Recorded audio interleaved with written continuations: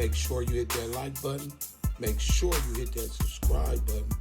And for anybody interested in the flash drive, you can hit me on Cali Kid 420 on Instagram. And I'll get right back at you. Appreciate all support. You did.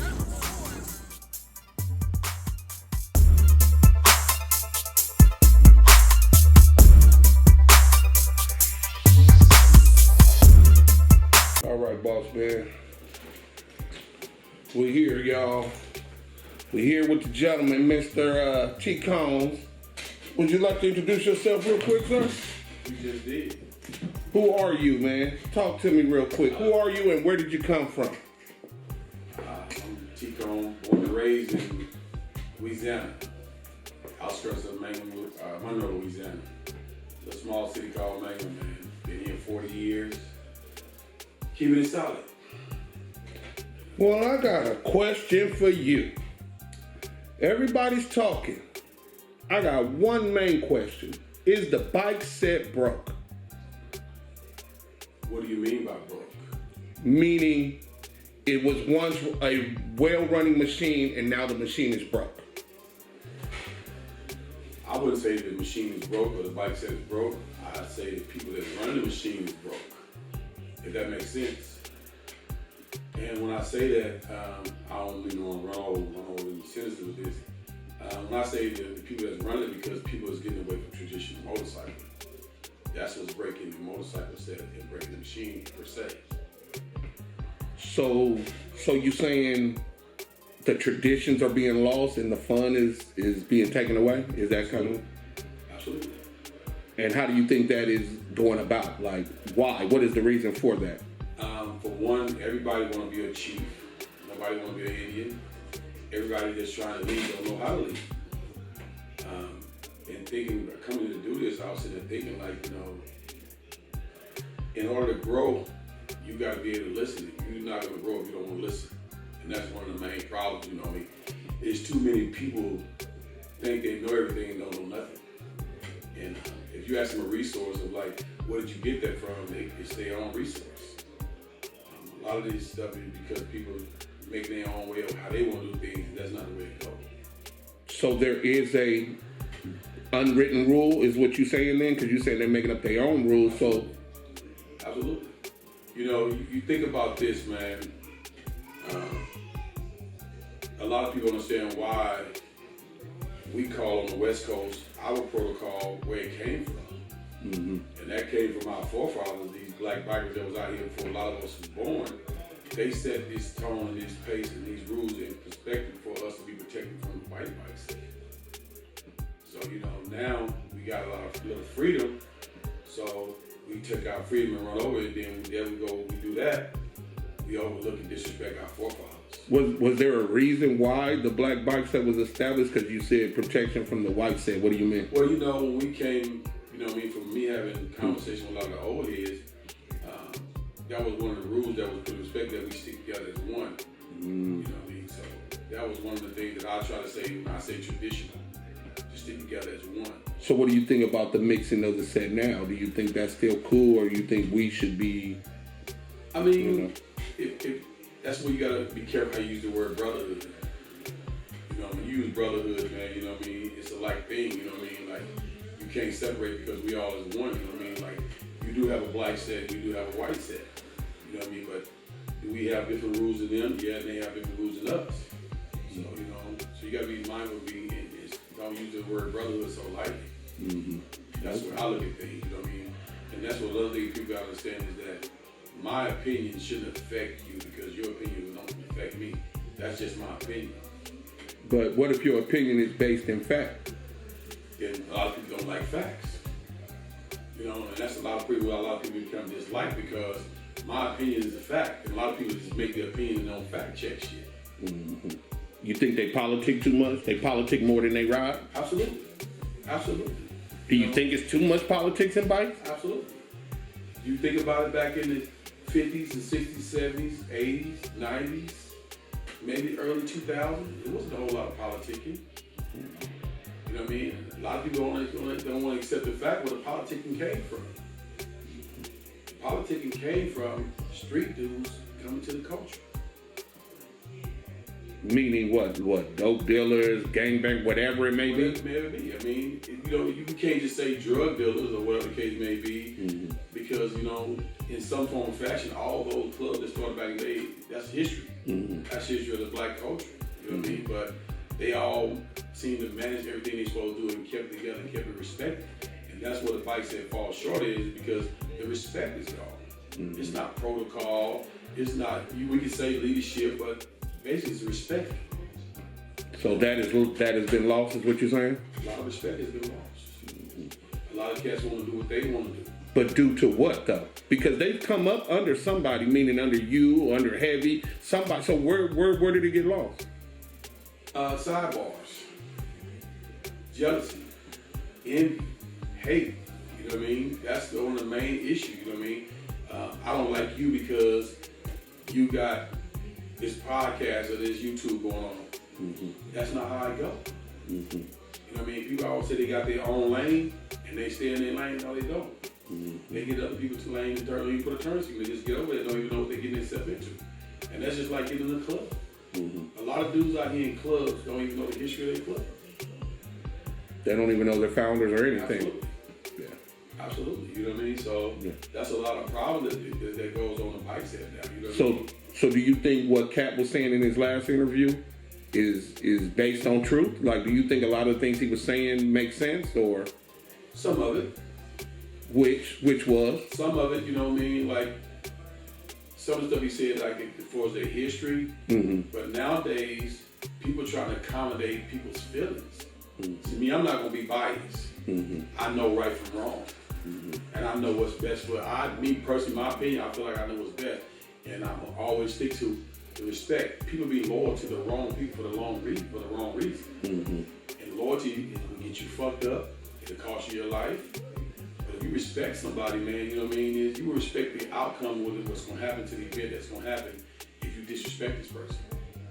You know what I mean? Yeah. At the end of the day, it's like, even like now with this stuff we're doing now, I mean, I respect a lot of people with what they say and how they do things, but when you get on these social media platforms and start saying stuff as a new person, for me, I want to know, where were you at 20 plus years now?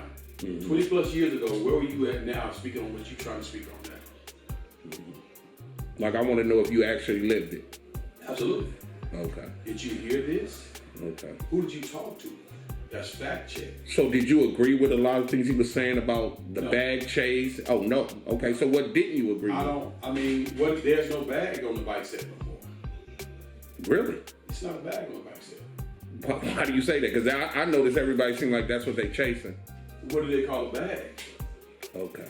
I mean, have some of these clubs make the money that the Goodfellas has made, the Dragons has made, the Soul Brothers has made, the Wise Guys has made, the Desperados has made, the Kings of Cali, the Shadows of the Night. Have any of these clubs made that money that we made back in the day? Okay. You know what I mean? We used to make $25,000 on meet and greets. You know, I'm unconsciously knowing that, you know what I mean, moving forward in history, that, you know, we shouldn't have been charged, but that's how much fun we was having. The money was the issue. We was getting a bag back then.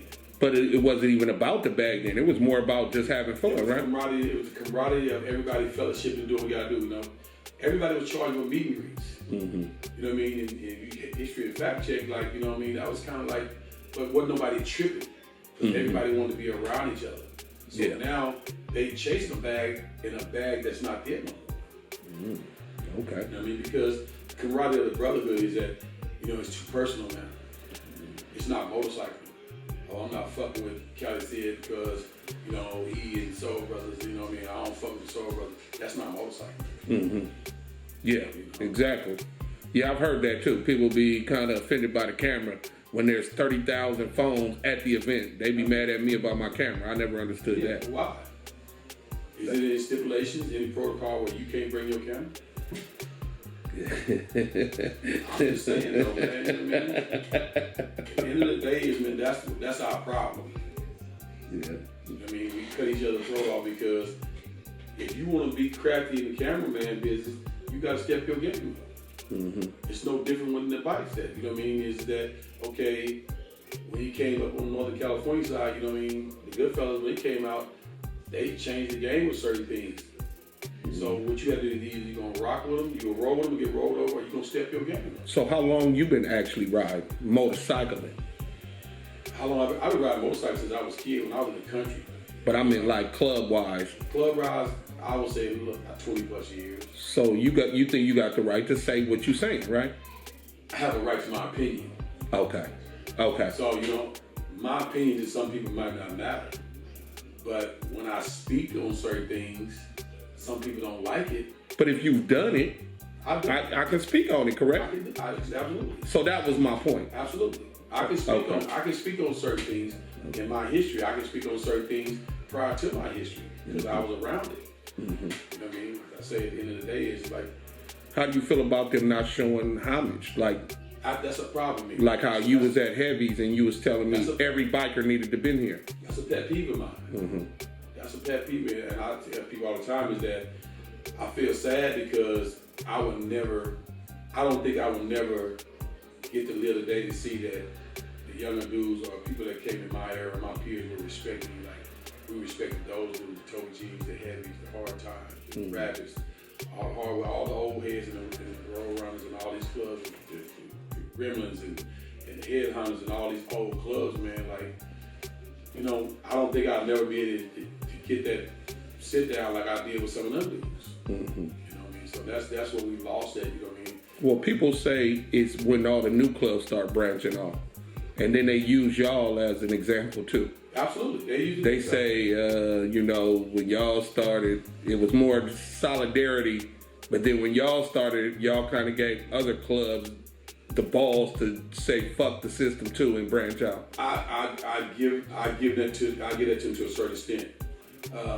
From my knowledge and my questioning and my thing talking to the history and finding out the history about the Goodfellas was that the Goodfellas went to the association and wanted to be a part of the association.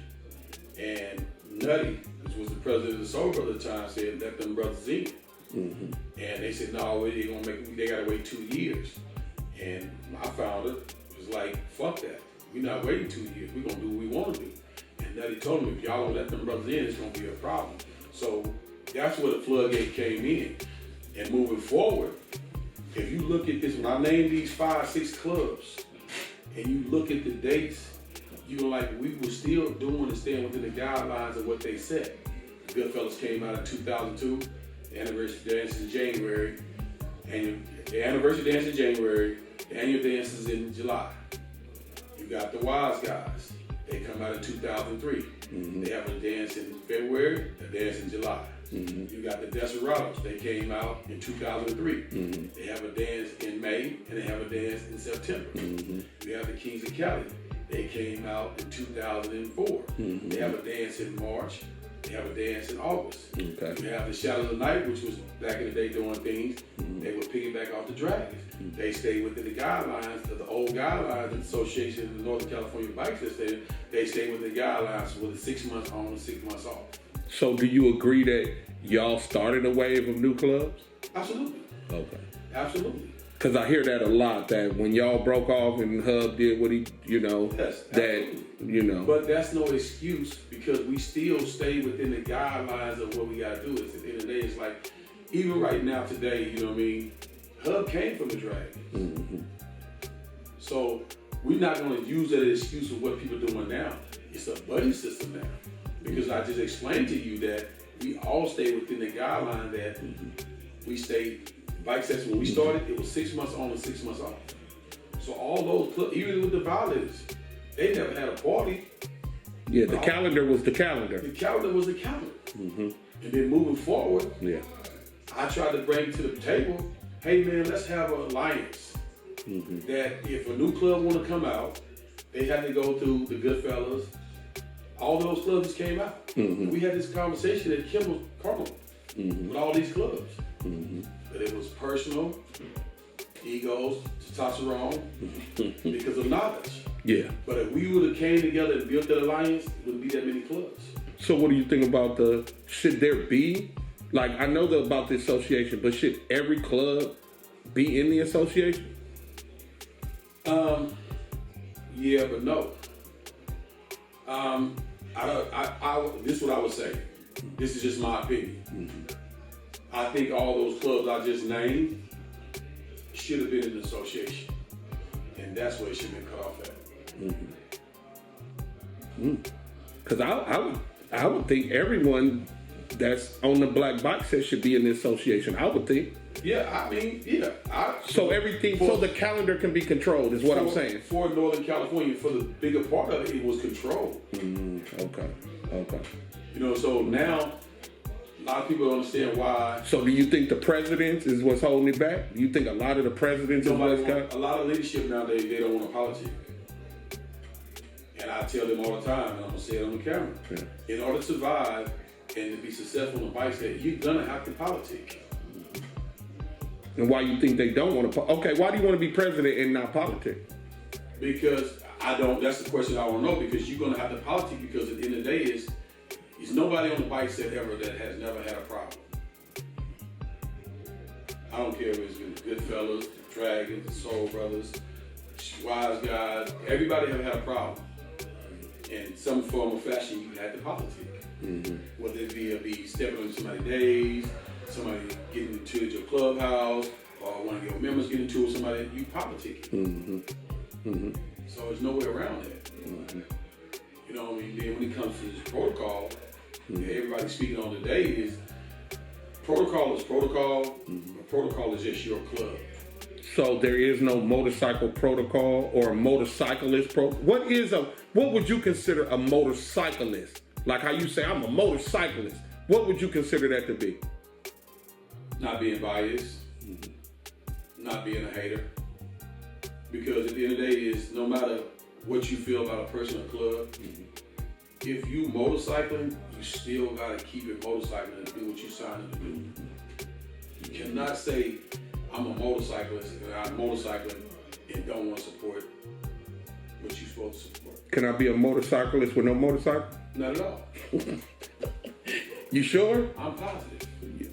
Can you tell my camera? Because there's a lot of guys that think they're motorcyclists without a motorcycle. Okay, well, you know what, man? I take that back. They can be a motorcyclist, but they're not motorcycling.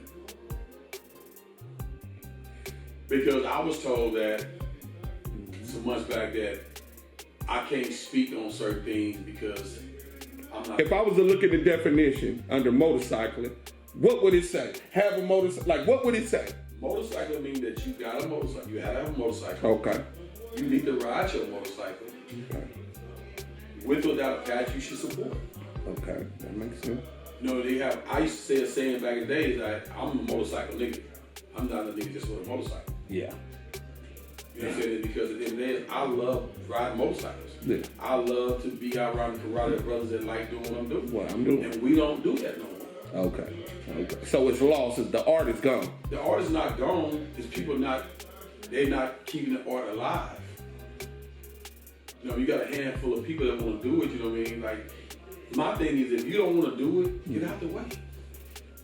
But I was just talking to somebody about that. Isn't there a way that clubs have a way to vent you? Say I brought you in, but then you didn't turn out to be the brother that we thought you was going to be.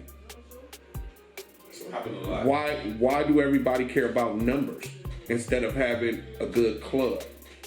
I think the number thing came from the walk, which you don't really mean. And then the number thing could stand for money that's being invested into their club. Do all the numbers you see, do they all motorcycle? Are they all motorcycling? But they all paying dues. I'm just saying. If you see them all at these events. So, you know what I mean? It's things like, you know what I mean? Like, it's nowhere in the world you can have a lot of brothers and know them all. Yeah. Do you think that should be mandatory? Like, if you got multiple clubs, that you should at least know your president, like you should at least have to ride to that chapter. You know what I'm saying? To all your chapters, not at once, but you know what I mean. I think you should. I'm not gonna say. I know a lot of people, and any club that I come across with, I know 75% of their members, or I got hands on with them. So you know what I mean. That's when I say, you know, that's the part of the brotherhood that you supposed to want to know. You know what I mean? At the end of the day, it's like for me, the camaraderie. Exactly. For me, of course, we supposed to say our club is the best. That's a given. Yeah. But in order to be the best, you gotta do the best. And by doing the best, you gotta go fuck with the best. Well, how long should you be in a club without having a motorcycle, or a running motorcycle?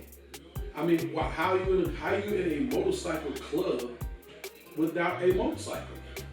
How do you consider yourself a motorcyclist if you don't have a motorcycle and you trying to talk motorcycle stuff? Yeah, no, exactly that. But everybody says they can do it. You can do that's the problem. Everybody's doing what they want to do. Mm-hmm. I'm not going to sit here and listen to nobody that want to talk and be on my level of talking about stuff and you don't have a motorcycle, you don't ride. Mm-hmm. And let me just make clarification. When I say ride, I used to be this big old fad that you got to go do what I do on a motorcycle, ride stake lines. I don't believe in that no more. Mm-hmm. You know what I mean? I expect you to do the mandatories that were set in place for us. Mm-hmm. The LAs, the Arizonas, you know what I mean? Yeah. Because everybody's body is not cut out to do what I can do or what the next brother can do. Or their pockets may not be set up to do it either. So, yeah. So at the end of the day, it's like, I expect you to show up for these events. Mm-hmm. So what is motorcycle protocol? What would you consider motorcycle protocol? If you're in a club, having a motorcycle, attending your meetings, paying your dues, and I'll support you. Mm-hmm. Mm-hmm. So should there be a body or council that governs the black bike set? It would be nice. Mm-hmm. It would be nice. Why? Because it's a teaching that everybody should understand. Mm-hmm. You know, a lot of us that came in later on in the game and started riding motorcycles, we understood the old heads because we hung around them. You know what I mean? We hung around we spell out to you grew up around the Soul Brothers. Mm-hmm. For me being in Oakland, I grew up around the Dragons. Mm-hmm. You had the Richmond Fusion, the Road Runners. Mm-hmm. You know what I mean? So a lot of those dudes, like the Bonfire Riders, a lot of them dudes grew up in Richmond around them old clubs. But you know, the clubs probably expanded in because it wasn't a good fit. And it wasn't really a good fit that it wasn't a good fit for us. Mm-hmm. Back in them days, it's just that we had a different outlook that we look back now and say, you know, we probably should have stuck it out and been a Dragon, been a Soul Brother, been a Richmond Fusion, been a... Why do you say that? Because they always say, when the time, when change comes time, we probably could have changed the dynamics if we just would stick to their rules and work into that and help them out and say, okay, well, this is a new era. We're going to still stick by y'all guideline, but we're going to bring this flavor in. That's when I say you can't reinvent the wheel, you can spice the wheel up. Mm-hmm. You know what I mean? Do I have regrets being part of the Goodfellow Motorcycle Club? Not at all. Mm-hmm. If I had to do it all again, yeah, I probably would be. Were you a founding member? Not at all. Oh, okay. Not at all. Why do I always hear that you were a founding member? I hear that a lot. That T. Combs was a founder. Member. I'm nowhere near a founder.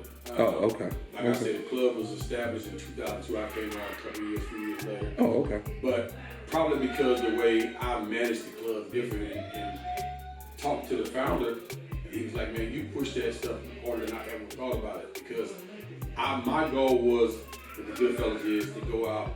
My legacy was to go out as one of the elite clubs ever in the history of the bike set in Northern California in the set period. Mm-hmm. That when you spoke on the Goodfellas, man, like they do now, this is history. Mm-hmm. For one, we was the first club that went outside the association. Mm-hmm. It was the first club that came out with the biggest motion. Mm-hmm. So at the end of the day, that was my goal in leadership of that club, to make sure we stayed on top of that. Mm-hmm.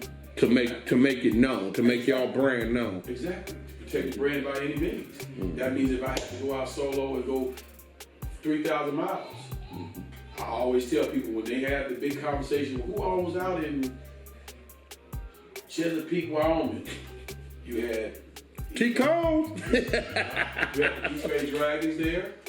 You had the Soul Brothers there. You had Rare Breed there. You had Wicked Wheels there. You had Dribblers there. of course, you're gonna say the good fellas was there. I always want the club to be a part of the conversation. Okay. And I still strive for that shit, you know what I mean? Because now you staying relevant. So are you retired or are you semi-retired? What's your thing? I'm retired. Because I know you to be retired, right?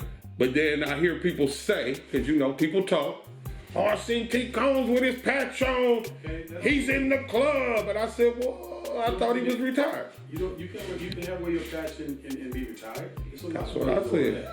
You know what I mean? That's something that the people want to hear and want to say. You know what I mean? That's the whole thing about it is assumptions is something else. And assumptions, you make an ass out of yourself when you make an assumption. Yeah. You know, the easiest thing to do is ask a person a question instead of assuming things. You know, like, you know, I think a lot of people be intimidated by my knowledge. Yes. You know what I mean? I think a lot of people don't like me to speak because if I speak, it exposes them.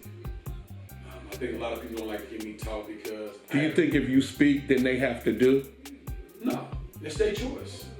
No, but I mean, meaning, because they know what's right. Absolutely. So when you speak it, they know. Exactly. So then they have to do it. But they're not going to... See, the problem is that if I'm around the person that's speaking about it, know what they're talking about, they have to do it. And what they fall short is that when nobody's looking, they don't do it. Even when nobody ain't looking, you still got to do the right thing. You know what I mean? Like I was told by a brother, man, he was like, man, you know, motherfuckers is afraid of you. I'm like, why would they be afraid of me? They say they're afraid of what you say might expose them. They're not afraid of you physically. They're just afraid of you when you come around because when you speak, it's going to expose them. Yes. That's exactly what I get. You know what I mean? You like the boogeyman on the bike set. No, I just speak because I had somebody ask me, say, Oh shit, here come Debo. Let me tuck my chain. That's you. yeah. I had somebody tell me, do all the rules apply to me? And yeah, to the best of my ability. Yeah. I wanna do the right thing. But what did he mean by that?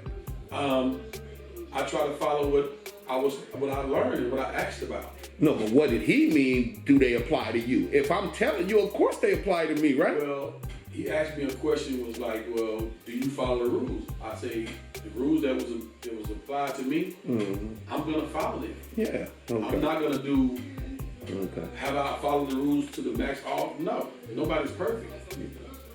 Have I been corrected? Yes. Have I corrected myself? Yes. You know what I mean? But the problem what a lot of people have nowadays is that you'll be disliked because you won't support the fuck shit they do. Or you won't agree with them because they have a personal issue with this dude. Me, I just bag up and stay out of it, period. And some people call it politics. So what is the biggest issue overall then? As far as the bike set? Like, yeah, is it what you're saying, like people don't like personal beefs, or like overall, what do you think it is? It's personal. It's human. It's personal amongst humans. And when you have a personal issue with a human, it brings it to the camaraderie of the bike set and the organization. And that's not motorcycle. You know what I mean? Like, one thing about it is you can't stop greatness. Yeah. You know what I mean?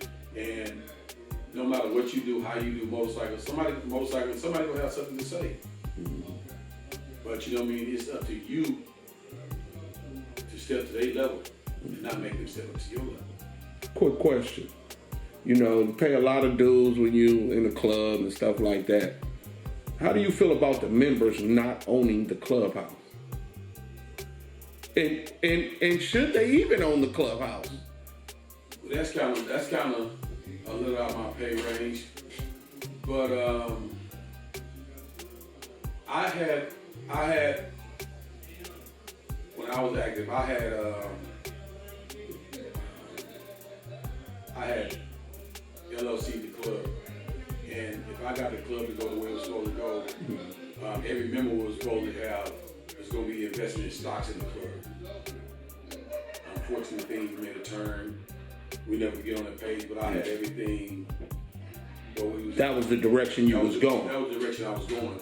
Because when I started the club, the prior issues with finances, I was trying to set it up there. When you got to retirement, you was invested in stocks. A lot of people don't think like that. I don't know if they still got the books, but I literally went down to the Secretary of State, got all this stuff done where the club had a non-profit organization and all that, so I was already thinking the business aspect of it, Well, I asked that because I remember a while back when everybody had a key to the clubhouse. If you needed your wife kick you out, you had a key, you could go sleep, you could park your bike. I mean, it was the Brotherhood, right? But now, half the clubs don't even got a clubhouse. Yeah, but see, and how many clubs on the set own a clubhouse? That's the point I'm trying to make. Like, yeah, we all should own our clubhouses, but when it comes to the key situation, and if you're paying dues, where's the money going? Why can't we get a clubhouse? I mean, a lot of people ain't, they struggling. Like I say, that's when I say, you say you agree with Cap, chasing a bag. What bag are you chasing? You got to think about that. Well, I could never get him to actually say, what.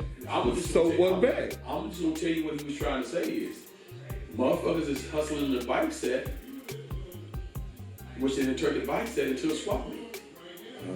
Okay. So when he's trying to say chasing a bag, it's everybody is hustling the set or they club, some kind of form of faction.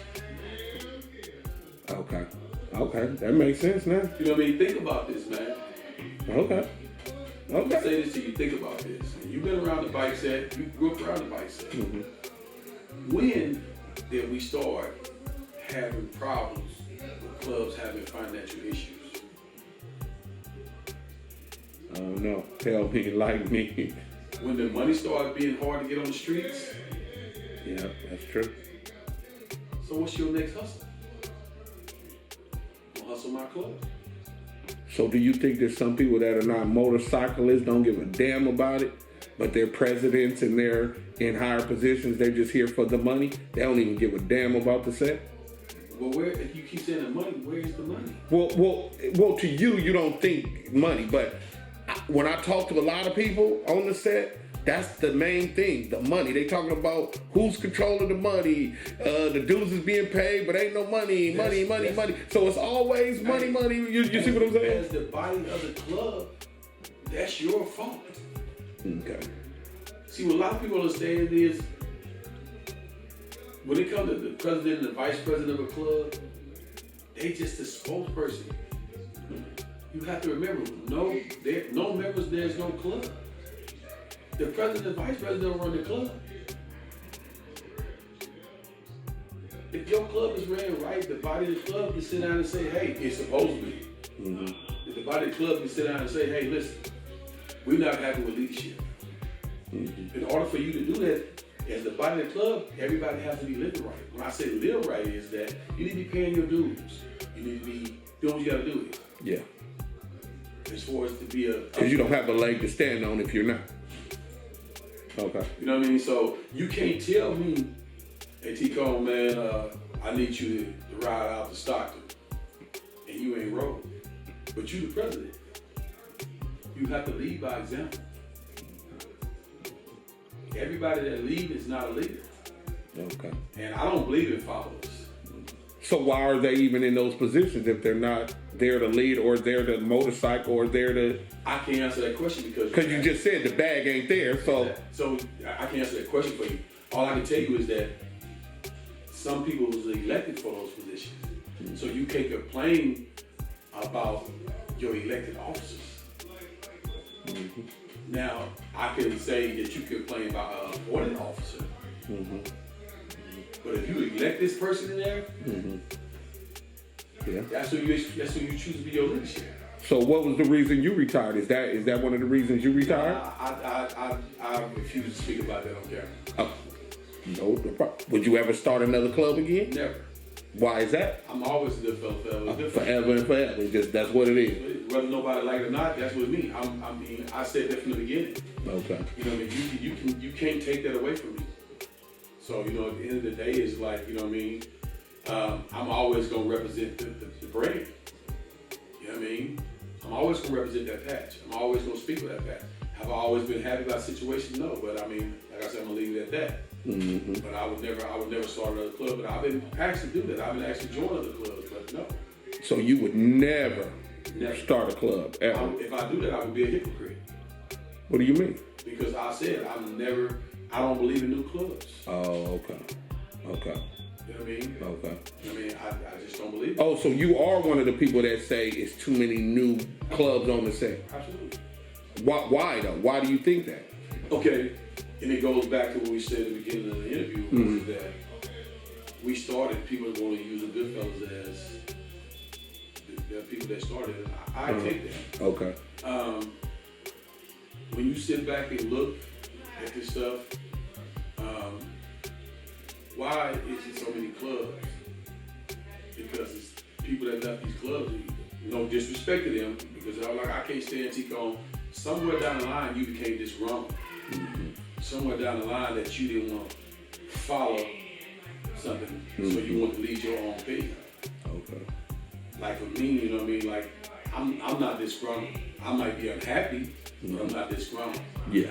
And I have enough following to be able to start another club, and I can't do that. I'd rather take the people that want to follow me and put it, insert it back where I started from, and let's be big and strong. Yeah. But no, that's real. at the end of the day, is when it's too many clubs, is because that's why it's no bag. So what is they fighting for? like what is everybody fighting for then? So if it's no bag, why does everybody care about the days and the dates? So how long you been around the bike set? Oh, probably at least 30 for 30 sure. years, right? At least. So you've been around a lot of the big parties, right? From that back in the day. So let's go, I won't even say 20, let's say 15 years ago. When you went to a Soul Brother dance, how many people you seen there?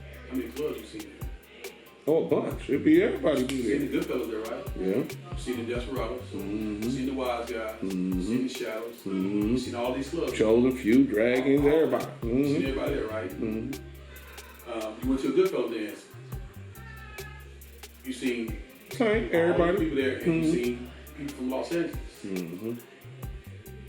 You go to the Wise Guys, the Desperados, all these clubs, Kings of Kelly, all these clubs. All these people was there. Yeah. Why did that change? That's why I'm asking you. Because people have got in these clubs and got comfortable. They've gotten content. Yes, absolutely. But do you think it's changed? Like, do you think the concept of a motorcycle club has changed? Absolutely. Absolutely. I remember, like, watching my cousin and them look like they had on dirty jeans and shit. Like, they didn't even, back in the day, they used to ride and it'd be oil on them, all that. Now, these niggas get off brand new Jordan, ain't no stuff done. It's a whole different set. That was the old traditional way. Dave was, when we came along, we spiced the wheel. We still rode motorcycles. But we had prestige. You know what I mean? When the Goodfellas started, you know, you came out, we started the button-up shirts and all that stuff. You know, Hoodlums, they did all that. Okay. They came out with the anodized powder coat wheels and 2118s and changed the game so people stepped their game up. But it was, one thing about the Goodfellas back in the day is, the Goodfellas, we didn't solicit members. Members solicited us. See, a lot of clubs now solicit members. Hey, come on, join my club, man. People wanted to be a good fella. It wanted to be, but you couldn't make the cut. You know what I mean? It was hard to become a good fella. Your finances had to be right. So in moving forward, it still became hard to get the good fella because you couldn't just be in the club on some homeboy shit. And that's what Terry. You guys had rules, and this is what it is, and you got to be on the ground, and this and da da da da da, and y'all stood on that. Absolutely. Yeah. So it was harder to get in y'all club. Financially, yeah. But moving forward, a lot of people didn't want to join when I was in this shit because the first thing that came out of their mouth was T-Cone will make you ride that motorcycle. What's the purpose of being here for if you ain't gonna ride your motorcycle? I don't need no sidekick. You know what I mean? So you already got a kickstand on your bike, huh? Absolutely. So at the end of the day, it's right. The question is, how many dudes in these clubs can have a conversation about a trip they made with their club brothers at a gas station or a breakdown on the freeway? Those are good stories to tell. Those are stories that when you hear a guy like Hero Benson, you know, on social media talking about when they did all this. I want to go down in history like this, man. You know what I mean? Like, man, I was riding that motherfucker T-Cone and he did this, and I was riding something. Like, I got stories to tell you. Man, I remember me and T-Cone went to LA and he didn't stop. He did 110 all the way, like stuff like And that. I was always told, if you join something easy, you leave it easy. But you know what I mean? Is how you expect to have good body of a club if you're not teaching them the right way. Well, if they're electing people that aren't good leaders, then what do you expect the club to be? You're only good as your leaders. You know what I mean? You just don't like me. No. You're a platform. Oh, Your okay. platform can be bigger than a cell phone. You got a YouTube channel. Okay. People surf the web. So Okay. the chances is that a motherfucker don't want you on the camera if they doing something wrong. Okay. Even because if you're doing something, the camera's already on you if you're doing something illegal. So I hate to be the bearer of bad news. If the motherfucker don't want you on the camera, he hides something from his household. Okay. Or he owe a nigga some money. But how? I hear you, but I still don't get it because I be out there and there's 90,000 motherfuckers out there. But I see the same person take a picture with everything's regular, but tell me no. But to answer your question, how I feel about it, I'd love to have that because Okay. and everybody that's part of the motorcycle culture and be on the set and you doing it, they should love that because when shit go down and you lose a loved one, you got history that I don't have. So I call you when we do Road Glide Day, and I need you there. I appreciate that too. I fucked up. I like to go back and see when you do the Big Manny run. You there, you know what I mean? This is our history. Yeah. That's like the Goodfellow cameraman, Cliff that died. That man got treasures of Goodfellow history. Yeah. Like from the day the Goodfellow started to the last breath he took. You know what I mean? I can go and get that stuff because I'm affiliated with the people that did it, but he has history from the time that Hub and Tease and them started the Goodfellow. He got a history all the way till he took his last breath. So documenting it is good for the set. Absolutely. Okay, that's all I wanted. Y'all heard it from T-Cone. I don't care what nobody say. Cone said I'm good. Fuck what they talking about. Continue to do you and continue to be great. Continue to be great at it because at the end of the day that's history. For sure. You think about people that you find you only got a little black and white from back in the day when they first started this, man. I want my grandkids and my great grandkids being like, there go my granddaddy, there go my great papa right there. You know, he was such. That's history. And I just want to go down. My legacy I want to be one of the best. I want to be like the Heavies and the Toby Jeans and the Phil Bakers. You want your name to live on. Exactly. Succeed you. I want motherfuckers to see me like that nigga motorcyclist. You got any closing words? I got one thing I want. One of my young pilots, man, he said that he was gonna make a post on social media, right? Y'all niggas don't like T-Cone, but what have he ever told y'all wrong about some motorcycle shit? And we gone.